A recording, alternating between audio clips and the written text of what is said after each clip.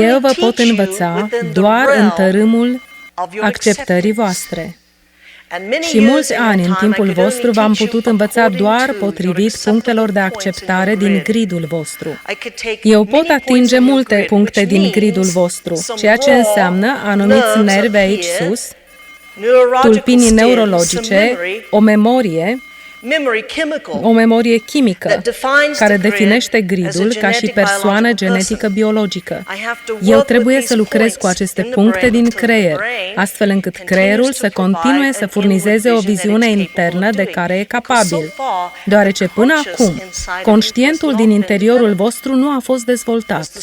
De la începutul școlii, conceptul de conștiință și energie a fost un pas important. A însemnat că o persoană care ședea aici a trebuit să se ridice și să participe. Cu adevărat, asta a fost o schimbare și încă una grea. Și pe deasupra, foarte puține lucruri apar ca fiind remarcabile. Iubiții mei oameni, am făcut cale lungă de atunci și încă mai facem.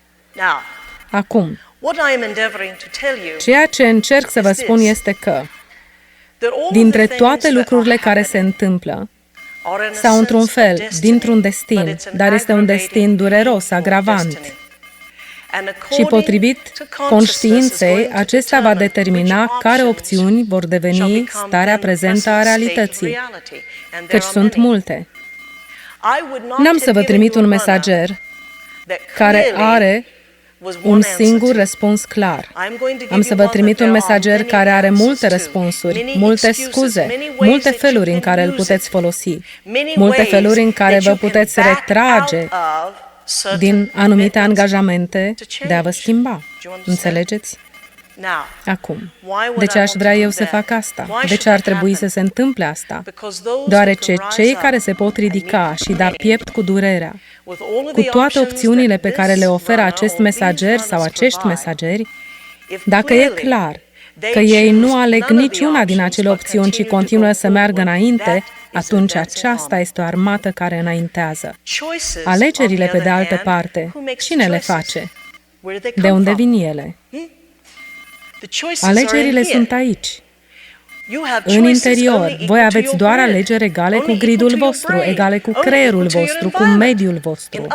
Cu alte cuvinte, dacă îndoiala a fost întotdeauna centrală funcționării creierului și dacă cineva este continuu în căutarea succesului, atunci acea persoană a trăit cu simțul eșecului.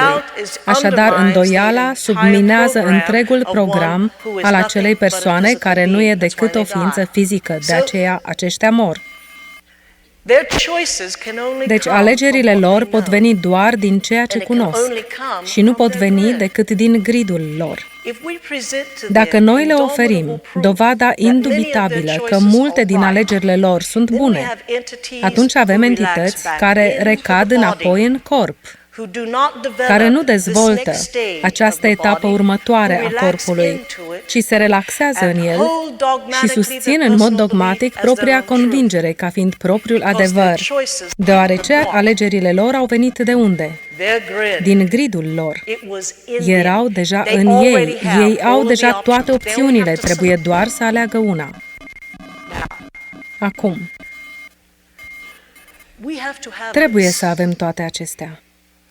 Voi trebuie să fiți aici, pentru că orice sunt eu, voi vreți acel lucru.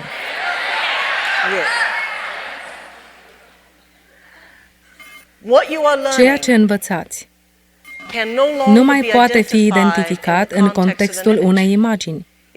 Dacă facem asta, atunci facem o naștere radicală într-un alt corp, despre care vom vorbi.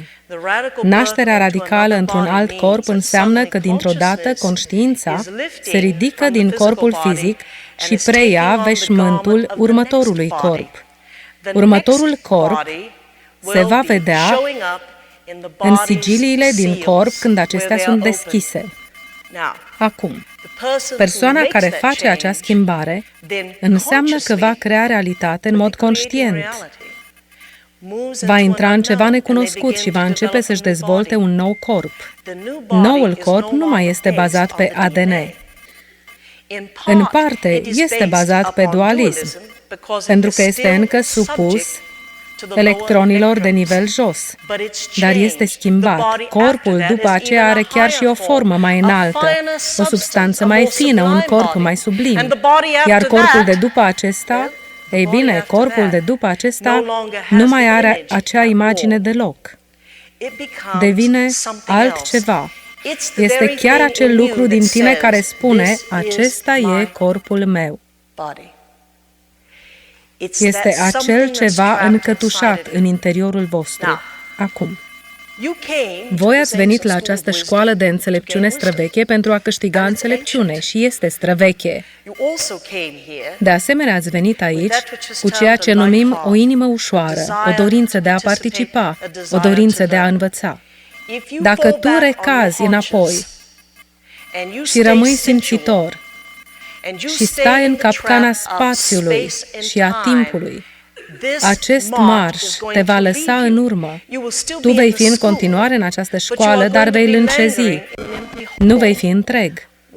Ce vreau să spun este că alții vor face lucruri minunate, dar pentru tine acestea vor fi de necrezut, pentru că lucrurile minunate nu au fost niciodată incluse în ADN-ul tău sau în gridul tău. Miracolele nu ți-au fost niciodată atribuite ție, ele au fost atribuite lui Dumnezeu sau așa numitei divinități. Așadar, în mod conștient, ca ființă fizică, tu vei nega tot ce este eteric, deoarece nu se potrivește în programul tău.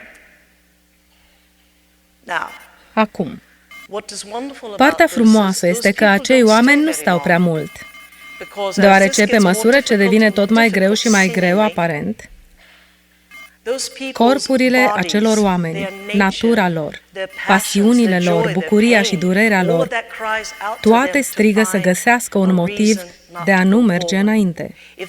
Dacă aceasta este o minciună, e cel mai bun motiv să nu te schimbi. Și vă spun clar, creierul nu vrea să se schimbe. De ce? Deoarece creierul nu este conștiința. Ficatul tău nu vrea să se schimbe, pentru că nu este conștiința. Corpul tău nu vrea să se schimbe, deoarece nu este conștiința, deși are capacitatea de a fi gândul pur. Nu este conștiința din el care poate concepe un gând pur. Mai sunteți treji? Acum, ascultați-mă.